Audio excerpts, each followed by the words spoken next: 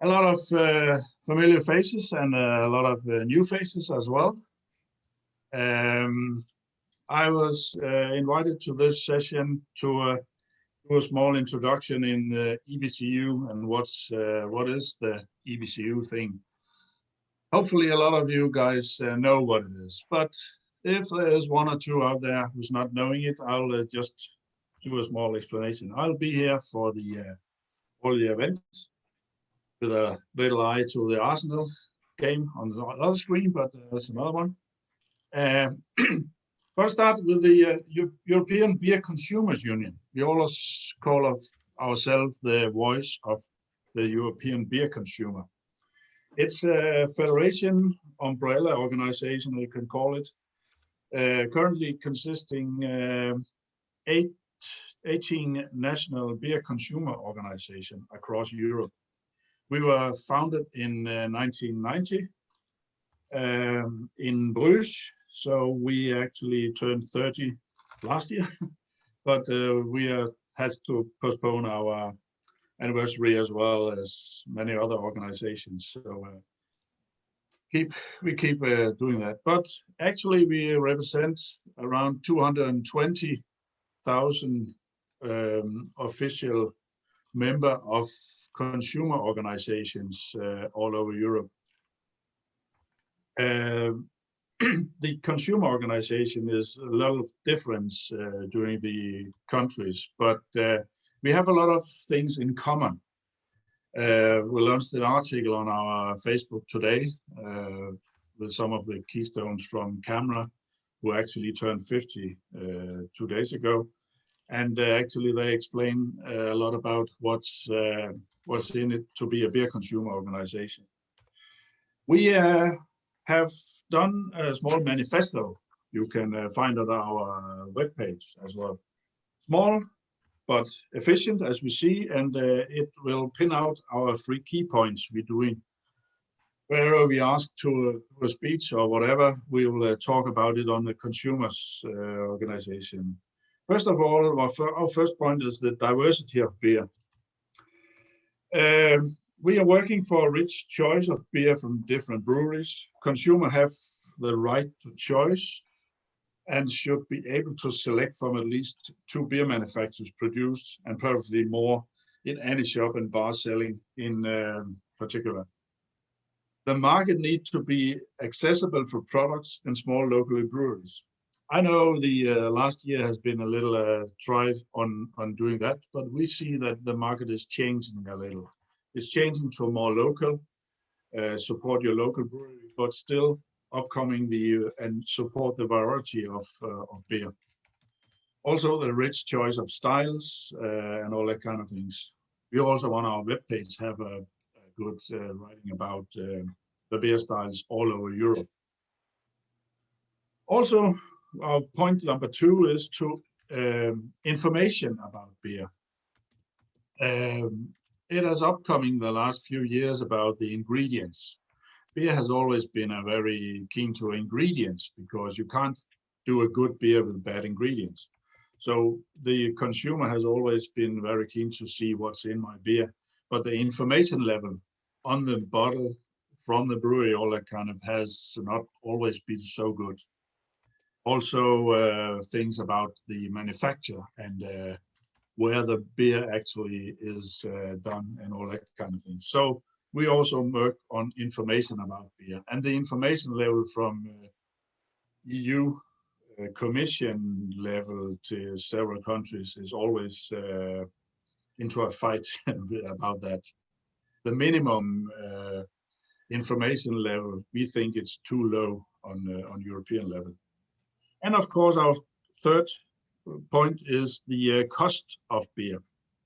We accept, of course, the beer prices, but the consumer have the right to get the beer without all the taxation and the reasonable prices, of course.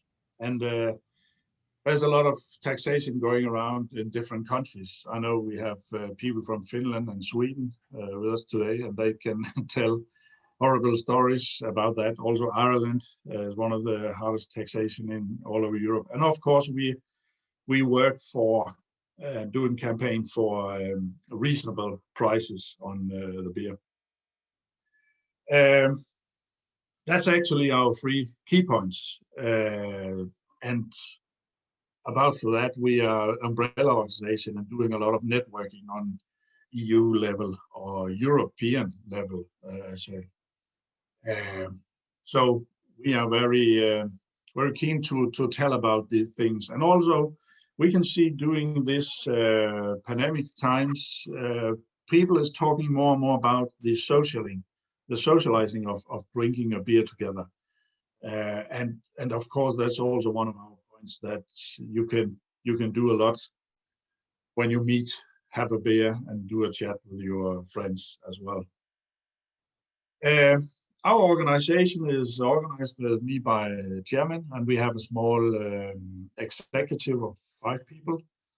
Nowadays, it's one guy from Finland, one from UK, one from Spain, myself, and a guy from Italy. So we are also a European, probably that way.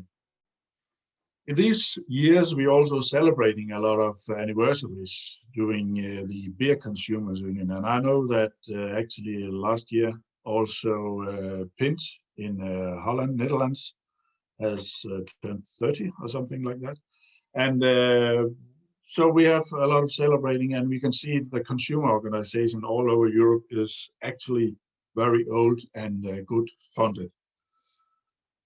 But I'm not doing the talking about it, so into this EBCU stuff, maybe we'll put a little on to this seminars later on, because we have started these seminars among the people who is around EBCU executives.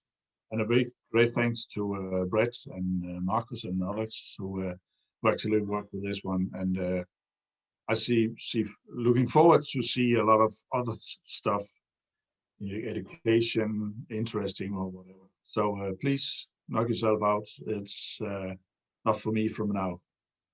Markus? Thank you, Bo. I'm going to hand over to Markus now. The only thing I would say, just a little bit of administration, if you want to use the chat window to ask any questions, and I will put a link to the evaluation, which I can ask you to complete at the end. But over to you, Markus. Okay. Hello. So thank you very much for the introduction, Bo, and also Brett for the organization. And yeah, we will talk tonight a little bit about the possibilities and things we have with online tasting and online events, and also with online judging. So you will have also Anita with us. She is the awards director of the World Beer Awards, and she will talk after me about the World Beer Awards, which were the first major competition which was done completely online in the last year. Yeah, so today, let's start. For me, I'm Markus from Germany. I'm the president of the German Beer Consumers Union, GBCU, which is now founded, I think 3 years ago we started, and we are the new German beer consumers organization. And we wanted to have a big meeting last year with all the European people here in Germany, which was not possible. And we tried to do it this year. It's not possible again, so maybe next year. So I'm also a beer writer, international beer judge in all the big competitions like World Beer Cups, World Beer Awards, or the European Beer Star and others. So I'm beer sommelier, cheese sommelier, and spirit sommelier, and also I founded the German BierAkademie. And that's a little bit the background, because we had the problem last year with a lockdown initiation from one day to the other. Our schedule was totally empty. All the courses and things were not possible anymore. And so we had to turn into the online thing. And that was the challenge we had. And that's also a little bit what we are talking about today. So what are we going to do? First thing we already had is the introduction by Bo. So thanks again. Then we will talk about the online beer events, and afterwards about the online moderation, some tips and things about that, which has been done by me. And then we will be talking about the online competitions done by Anita. Yeah, and afterwards we have the Q&A section and maybe a little conclusion. Yeah, so feel free to ask questions. So the easiest way is to use the chat window, or you can raise your hand and then we can let you ask your questions, or you can do it during the talk, and you can also do it afterwards. So whatever fits better for you. So, okay, let's start. And first I want to show you one of the things I use a lot in my seminars and our events. We use the breakout sessions, and that's a possibility to bring such a group as we have now with 47 people into small groups of 3 or 4 or whatever you want. And what I now want from you is you are in a group of 3 or 4. So please introduce yourself to the other ones, make it short, 20 seconds, 30 seconds, whatever, and try to find at least one thing that you all have in common. So that's the challenge. I write it in the chat again, so you will have it when you are now going into breakout sessions. So see you back in 6 minutes, and I hope you find something which you have in common, and don't forget to introduce yourself to the others. You see, the most important thing is to have a good PC or Mac or laptop, but something which is really state of the art. We have to have a lot of memory, you have to have a fast hard disk drive, and you have, of course, to have a fast internet connection. And normally don't rely on Wi-Fi. Use your cable wired connection, which is much faster, much better, and more stable for the internet connection. So that's obvious. If you have if you want to make a good online event, an online seminar, then you have to have a good connection, of course. So the next thing is you need to have a camera. So I would recommend to have something with full HD. So maybe something like that, what you see here, or I have an OpSpot mini camera. So it's good to have a good picture, a good that you are in a good shape in the event, and nothing is worse than an almost black screen with some fading things. So please have in mind that people recognize you through the camera, and so you have to have a good image, good picture on screen.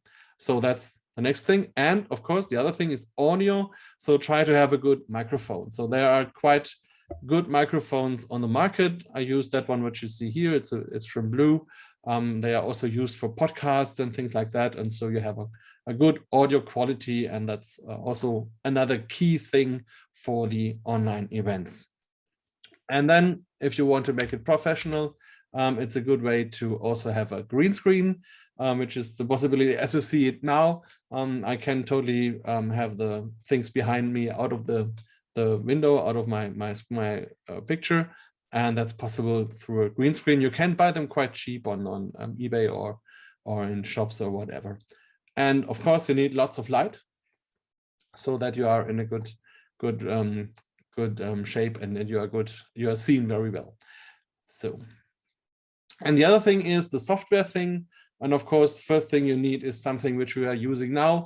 So at the moment we have Zoom, but there's not only Zoom on the market, of course, there's also Microsoft Teams or Google Meet or BlueJeans or GoToWebinar or WebEx or other ones. They all have their advantages and disadvantages. For me, Zoom is by far the best because normally it's totally stable. You have a good connection. You can have up to 49 people on one screen. So that's very helpful if you have a big group. You have these breakout sessions which work very well. You have a poll systems and other things which are really nice. And so that's the reason why we chose that. Also, in terms of the whole data protection thing, Zoom can be totally anonymous. So you can give any name you want and you can mute your camera. And so you can really be anonymous. That's a big advantage, for example, if you compare that with Microsoft Teams, where everybody always has all the others' email addresses, for example. So that's also something for me. But you have to decide whatever you want to use, but you have to be an expert with it to have a good online event. The next thing is you need something just for the presentation. I normally use PowerPoint, as you see at the moment. It's a little bit like a renaissance. So because PowerPoint was very popular in the 90s and maybe in the beginning of the millennium, but then it were more or less out of the, not state of the art anymore. And now it comes back with all these online meetings because it's a nice way to produce something like a canvas where you can paint all your things on it. But there are also other programs which you can use. So I'm not advertising Microsoft, it's just the thing I use. There are other programs on the market. And what I also use, I use lots of pictures and videos and sometimes audio files in my presentations or in our seminars. So I have the Adobe things like Premiere and Photoshop and Audition and these things, but there are also other programs on the market. But have in mind that it's important if you want to show pictures, if you want to show some short video clips and something like that, you have to be able to edit them and to make them in the way you want to have it. And last but not least, also there are some special tools on the market. I use a lot the Mentimeter thing. We will know that, get to know that later on. There you can easily also make polls and word clouds and quizzes and things like that with a large online group. It's an easy way to do that. So now I have a question. We talked about the hardware and the software, and just write in the chat window what you think what we else need for a good online event. Any ideas? Please write in the chat. And also please raise your hand or write if you have some questions.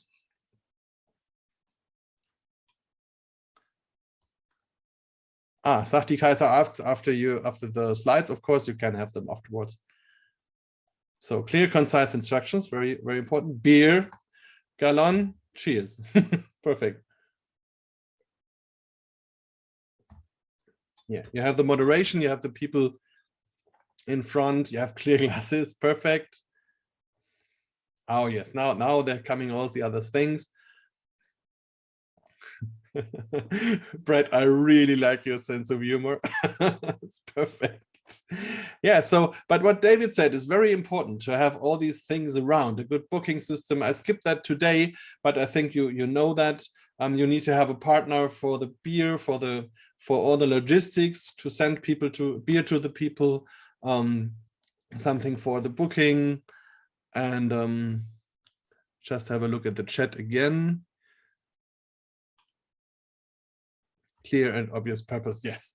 So that's all the thing, and what's mostly now written in the chat is the thing of moderation, and that's what we are going on now. And I think the most important thing, it's the difference between the online and the offline thing. So if you have an offline event, you can walk through the people. If someone is distracted, you can just go there and talk, or just stand next to him or her, and then you have the attention again. So that's quite easy.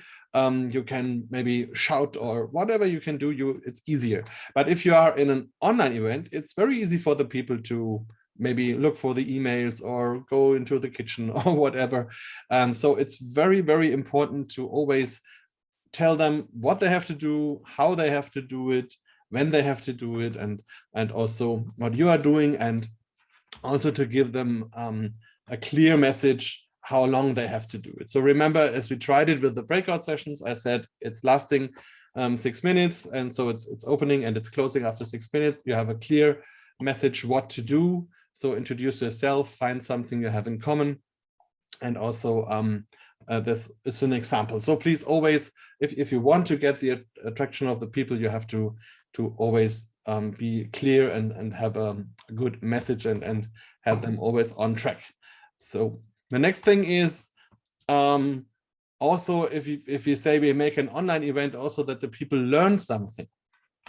You have to have in mind, learning means if you only hear something, you maybe remember 20%. So that's a lot, but not very much. So, and the other thing is, if you only see something, so like watching TV, you have maybe 30%. So the easiest thing is to combine both. That's what we are doing at the moment. So we are seeing and hearing.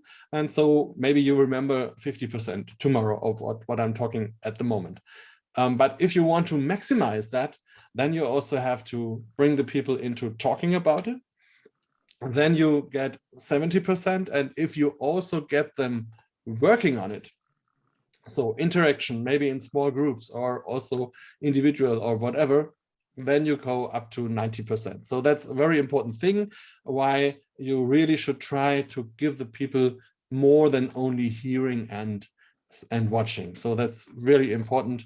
Also what Adrian now says in the chat, he says also watch on the breaks. So that's also important. You cannot do a seminar 4 hours in a row. So my experience is 1.5 hours is the maximum. And afterwards you need a break, at least 15 minutes. And also tell the people not to sit in the break and talk and wait until it's over. They have to stand up, they have to have fresh air, maybe drink something, go to toilet, whatever. So really have them also in a motion that they come back to the seat and are fresh again. Yeah, the next thing is the good old KISS rule. So keep it short and simple. Don't make too many slides, too many words. Try to be on spot. And also speak in clear and short sentences. Speak slowly, make breaks. It's also important to have the audition with you. Yeah, another thing is that here, I just tried to give you 2 very bad slides. So if you have such an amount of words on a slide, nobody would read that. So that simply doesn't make any sense. So don't mix a PowerPoint which you want to have printed and be read later on with a PowerPoint which you will be using for a seminar or for an online event. So normally you have 1 picture or 2 pictures or 1 video or maybe 3 bullet points with a word or 2. That's the maximum which should be on your slides normally. So really don't forget about that. Yeah. So let's make a short try of the Mentimeter thing.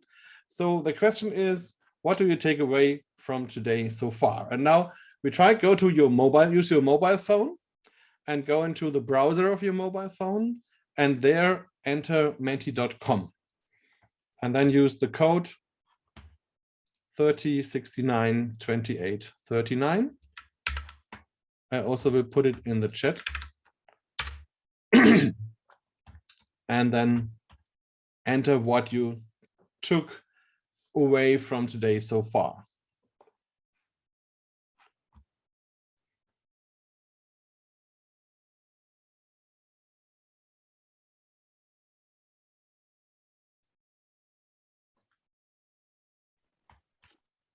Hi, Marcus. I'm on my mobile phone, so I'm unable to do that. Sorry?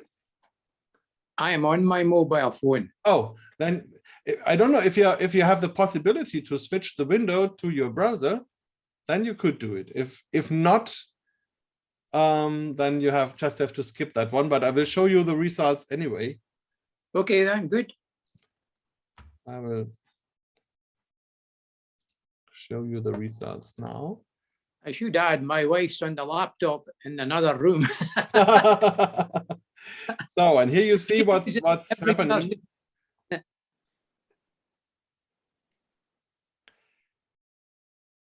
So now you can see what's happening.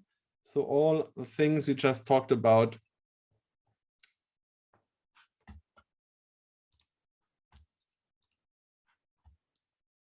And so tools is a very important thing. I'm totally with you.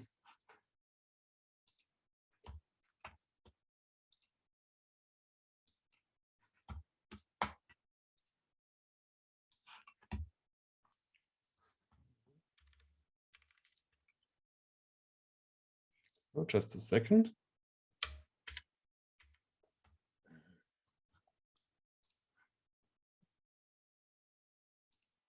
So there you see now what Mentimeter is doing. So this is just one of the possibilities this tool has. So you can really make nice visualizations of things. They also have quizzes and they also have something like a scrolling thing where you can, for example, enter something about you, and you can also learn all the people this way. So this is something that you've embedded in this particular page, is it? Yeah, and I opened that in Mentimeter. So this is there's Mentimeter, which is the home of the thing, and you're now sharing Mentimeter. I shared Mentimeter at the moment. Gotcha. Okay, thanks. Yes. Yeah. Okay, so I will send you the nice picture afterwards, and I'll go back to the presentation. But I'm almost done with the part before we go to the questions. So for me, as a first conclusion, the very most important thing is to be aware that online is not offline, to see what it's the advantages, for example, is you can always have some guests from all over the world in your meeting, which is not possible in an offline event. But you also have to take care about the people not getting distracted. You have to also see what's possible and what not. For example, we make in our beer sommelier trainings, which are now also online, we make dry hopping, for example. So we send them beer, we send them hops, and then we have an online session where people have the beer along and the hops and do the dry hopping and try it, of course. And then we make breakout sessions where they can talk about their experiences and so on. And we even do an brewing this way, where they get malt also, and of course they have the hops, and we tell them what they have to have in their kitchen, and then they brew along in the online course. So that's also possible if you make it in a clear way. So that's very important to see. Online is not offline. Also, to have many variations, not too long on one method, too long on one thing, maybe 5 minutes and then another thing, to bring the attraction of the people. And then also another thing is innovation. So there are more and more online tools. Every day there's something new. And so just see what is interesting for you, what fits you and your ideas, and then embed these tools into your work. So for example, we also have a digital whiteboard. It's called Mural, and that's also very handy. You can have Post-its on it and make many things with that. And the other thing is, of course, be the chef of your hard and software, the master of your hard and software. Understand what's the special thing of online and find your own personal way. So that's also another, of course, important thing. Also the same in the offline tasting. Of course, there is really no big difference in that. So of course, you can ask me. I did do it very shortly today so that we have time for questions and also time for Anita. But we can talk about all the other things afterwards, or you can write me an email or contact me wherever you like. Okay, now we go back to the main window and I look at the chat. I just look in the chat about questions.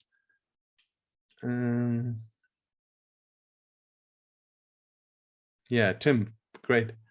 Tim talked about the very special thing that people from 3 continents could talk together. So that's a very special opportunity which these online tools bring. So maybe we make a first question round if anyone has a question on that. Or we can also go to Anita and talk about the online competition. And yes, I don't see raised hands and I don't see new things in the chat. So Anita, please take over and let us introduce us a little bit in the world of online competitions. You more or less invented the way for the World Beer Awards. And yes, you are the awards director. Maybe you also say some more words on yourself, about yourself, and then I'm very happy to see you, to hear you now. Okay, well, thank you so much for that, Markus, and for having me along. My name is Anita Ujszaszi, and I'm the awards director for the Global World Drinks Awards. And looking at the screen, I see quite a few familiar faces. I see Chris there, which prompted me to having to reply to an email, even though he's in Chile. I see Diego there as well. So it's lovely to see you all. Paul is there. I think I've seen Steve somewhere. So thanks so much for having me, and lovely to see and meet you all. Now, the World Beer Awards have been going for about 14 years now, and it's not the only competition we do here. The global company is called Paragraph. We also run the World Whiskies Awards, the World Gin Awards, which some of you may be familiar with.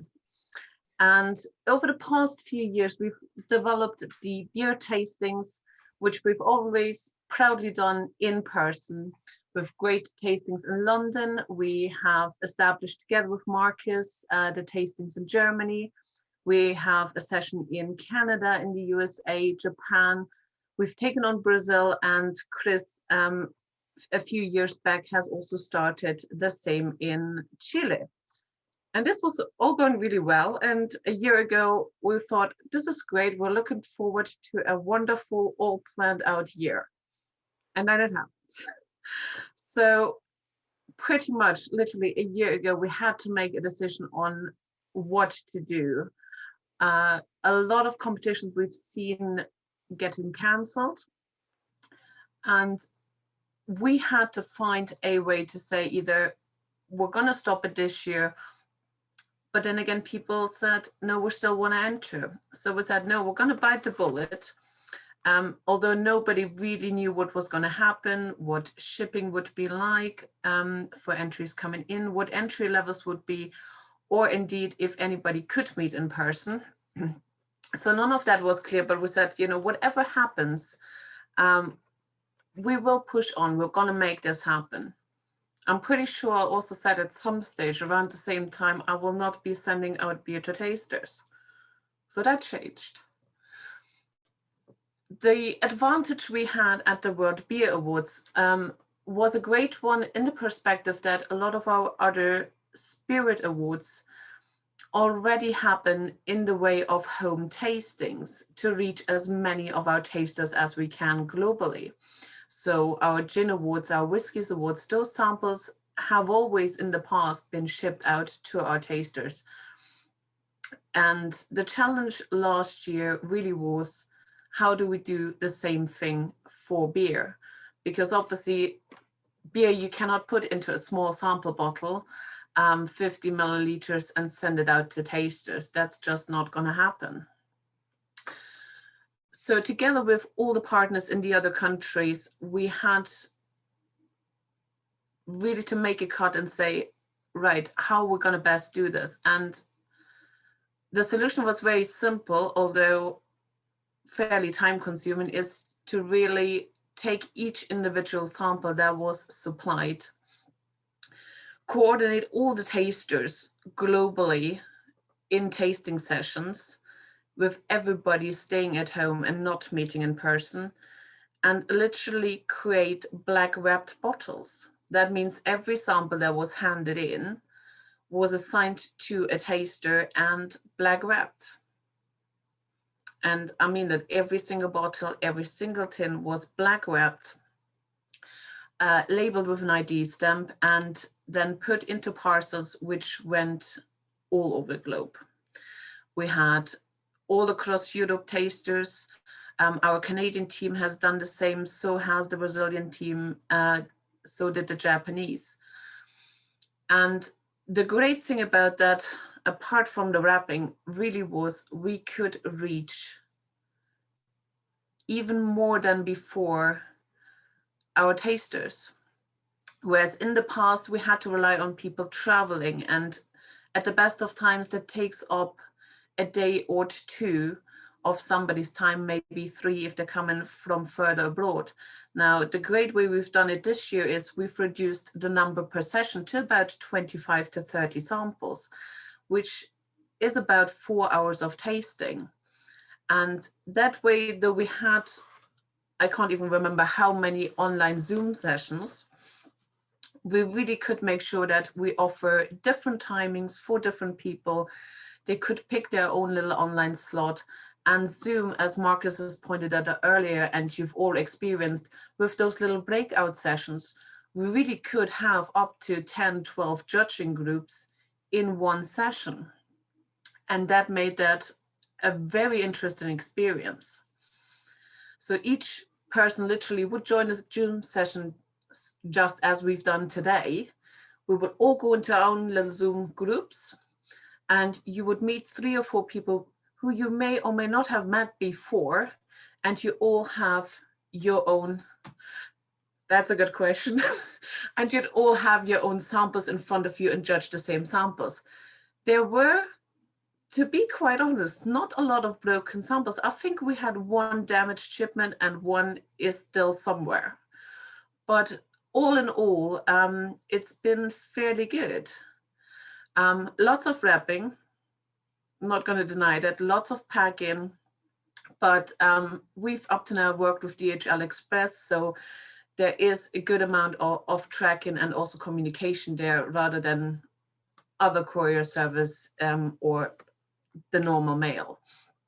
So we've got a great logistical support from them as well. Yeah, the feedback from our judges, and some of them are here, so I'm going to put words into your mouth, is it's been an interesting experience. In terms of the results, it's been just the same as if we would have done it in person. Sometimes we almost thought it was better for the sheer purpose everybody could relax at home, make their own space without the distractions of having another 100 people in the room and just getting a set of flighted beers in front of you. You could be comfortable at home. It's also been quite nice because people were, as you've experienced, forced to talk to other people that you have not met before, that even in an in-person tasting, you might have not taken the time to speak to, because you would almost all the time, you know, you'd go to the friends that you haven't seen, you know, for a long time, rather than sort of talk to strangers. So it's been a very interesting experience. And obviously the question comes up, what we're going to do. Yes, exactly. What we're going to do this year, because the one thing that was missed is the personal interaction, whereas the results in the tasting was great. It is the getting together in person and having that catch up, that beer afterwards that you can actually really enjoy with other people. And the answer is we're not quite sure, because whereas shipping last year was great, this year, with us being based in the UK, it feels a bit, you know, away from everybody else. Shipping currently is an absolute nightmare to get anything out of the country. So I think this year will be a bit of a mix, if we're allowed to do so, maybe in smaller forms, maybe in more localized country tastings, and to a degree still continuing with shipping samples, at least within the UK. So we'll have to see about that. Yes, I've seen the note about the bottle caps. So we did have, this is me being really prepared. We actually had stickers, so they all went with little stickers like that. So everything that could really give it away what the product is was wrapped up. And Markus and the ones that got them were very, can attest to that there was really not a great chance of recognizing the bottles now. I've seen the question here about the distinctiveness, the recognizable bottles. Because it is a very international competition, we did have, I think, just over 2,500 samples globally once we counted them. To get the chance that there's really one that is so outstanding that everybody would instantly recognize it, the chance of that is very slim. Most of them are your standard bottles, your standard cans. So to really get the bottle and saying, I know exactly what that is, and the only one that actually comes to mind right away that everybody would recognize is the Samuel Adams. So that wasn't done. But other than that, because of the sheer quantity of samples there, that was, as far as we're concerned, not an option. And I don't think we had something that was really that outstanding. Steve? Even that bottle,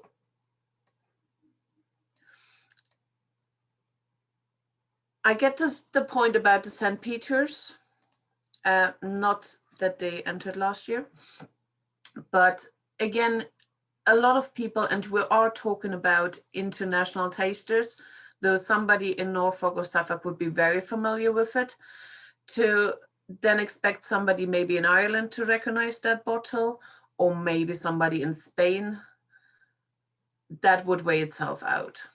And we do appreciate that our tasters that we select are professionally enough that even if there was a chance to say, I know exactly what that bottle is, to still evaluate it and not share it during the conversations. Tasters were also asked, after they scored each beer individually, to give their score immediately to their table captain. And once the tasting was finished, everybody was made to actually show their wrapped bottles at the end of the call to make sure nobody took the label off beforehand. And again, it's really due to the professionalism of all our tasters, table captains, to really bring this across. And we really appreciate all the hard and a good work they've all done.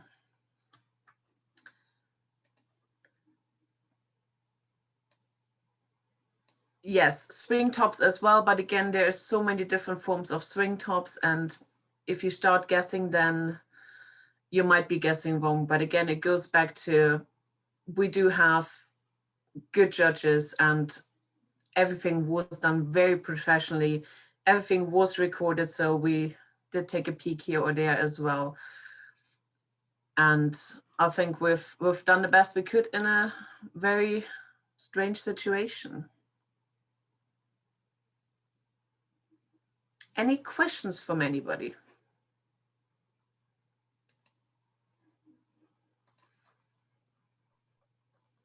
No.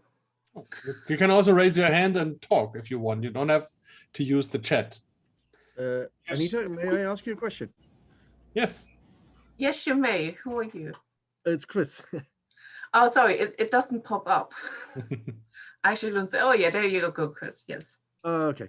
Yeah, well, I had the spotlight. Now it's going. Yeah. Oh, there we go. Okay. Thanks.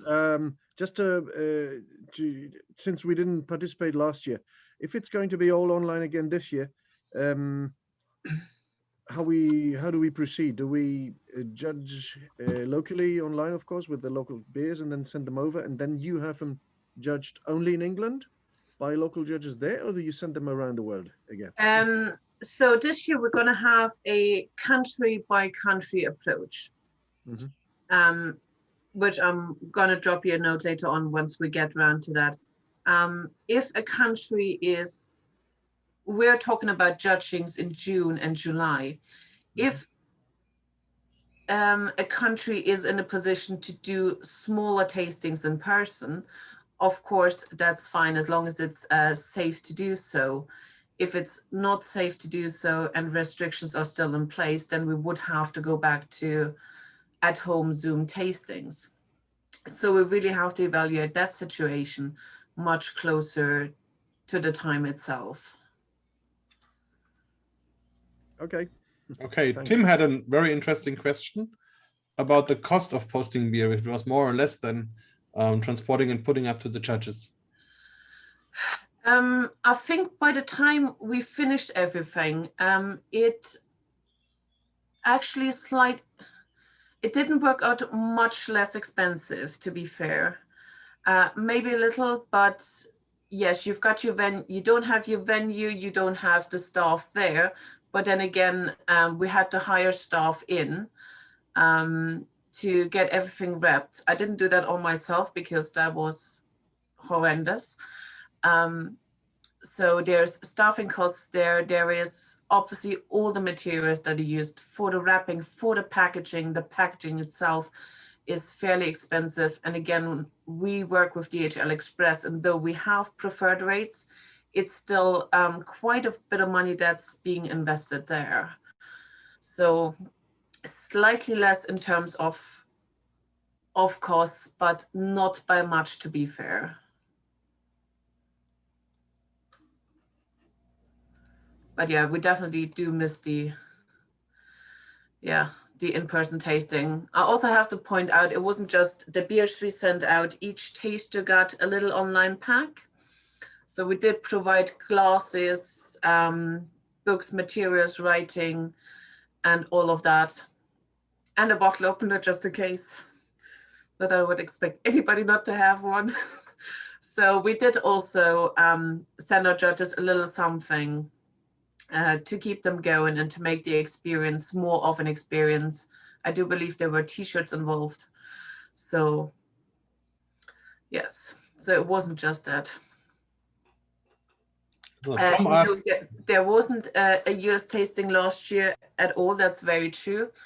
For the sheer fact that within the US, because it's such a big country and you all have very, very different regulations from state to state. So the decision for the USA, we don't have a dedicated team for beer in the USA. It's usually us going over and doing the operations. So the decision was made just to move the products to here, to the UK, and get it done by the tasters within Europe for that. Canada, we do have the advantage. We have a very dedicated team there, and they get that all arranged within Toronto. It's just USA is just way too big. And the regulations are very bad. No problems with sending beers with no labels. I don't know what you mean, Simone, but in terms of customs. Right. So the good thing was, up to last year, customs wasn't an issue within Europe. So that wasn't a problem. We had a few outside Europe where normally just a customs declaration is needed. So that wasn't an issue either. Canada obviously didn't have a problem with that. So all the other countries where we had localized judgings, even though they sent them out, there wasn't that issue either. Now, this is going to be a problem this year. That is going to be the biggest challenge. But yeah, up to last year, that was no problem whatsoever. There's another question about cask ale, but we don't have that at the World Beer Awards, I think. But that's hard to do. Yeah, I think if there would have been casks, we would have struggled. So everybody was instructed, though we do normally accept growlers. We don't accept casks, but we do accept growlers. But that was taken away last year just because of no way of getting that judged properly. But yeah, Tom Carroll, if you want to also drop me a line, we do very much hope, if we're allowed back into the USA this year, they didn't allow us in last year. If we're allowed back, we do definitely want to bring the US tasting back this year. But again, it depends on who can go where. And I think with all of that, we just still have to say. The best way to join is always drop us an email. I don't know, Markus, if you distribute the contact details later on, you can either drop Markus a line. Our email is very simple. It's info@worldbeerawards.com. Actually, I'm going to pop it into the chat. So if anybody has any questions or even later on, then please do get in touch. If you want to apply for the judging team, absolutely. I'm always going to say it's not my decision. I will check with the relevant chair of judges. So yeah. Paul, who stopped sending beer boxes to the US as it hits him, is yeah. We don't send anything into the USA because of customs, and it's not even customs, it's the individual state regulations that are just such a nightmare. We can get it out very easily. We've got contacts there. It's just getting anything in. It's just such a hassle. And yeah, and Europe is going to be a challenge altogether. I'm not going to say that Germany is the worst case for customs backlog, but the DHL man wasn't very complimentary the other day. Oh. Yeah. Yeah, I believe that California does not allow beers to be shipped in the state. It's one of the handful, one of the many that don't. But when people are submitting for homebrew competitions and all, they're usually label them as yeast samples or bottle. You know, you just kind of get around it because they post. You know, they're only wholesalers are allowed to actually receive them. Yeah. If it's labeled alcohol, but if you bend the rules a bit, yeah, you might be able to get through, but you might also not. You know. And that's the biggest challenge. Like you said. Yeah, I mean, our receiving facility at the moment is in Virginia, and they're legal to receive products in, which is normally fine. But again, I know everybody then has to have a certain license to even get it across state lines and all of that. It's a challenge It's we like have 50 to different overcome. countries. But you know, this is going to be the same as Europe, so we'll learn. Yeah. It's just one of those things, you know, if it's not one thing, it's another. Anita, one question. Have you seen some thing from the breweries when they send beer or put in beer to a beer competition when they know it's an online event instead of a judging event on national level? Do you see any? Because some of the beer tastings last year was, you know, suddenly they found out they have to do it online.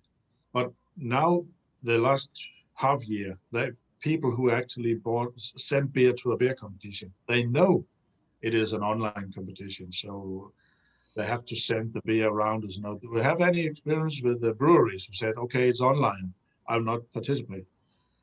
No, we've not had that feedback, to be fair. I mean, last year, the big question was, oh, I've submitted for another competition, they've just canceled, what are you going to do? And we've been quite open in saying, this is the plan, this is what we're going to do.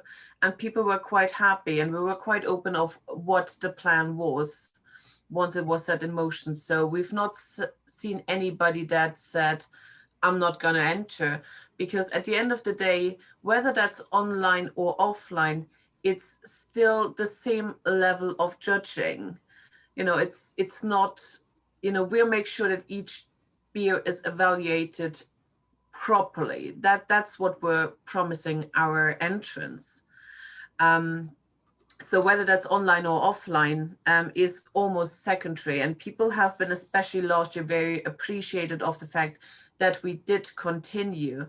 And the awards now have been open for about 2 months, and we do see a great number of return entrants as well.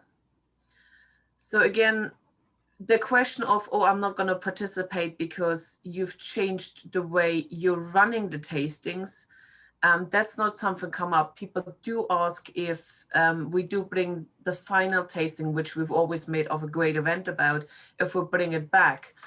But again, we'll just have to wait and see. Thank you. Yeah, so no, that's not been an issue whatsoever, to be fair. So we've not had any feedback on that. And again, the standard of judging, as all the judges even in this call can affirm to you, is the same as in person, almost better.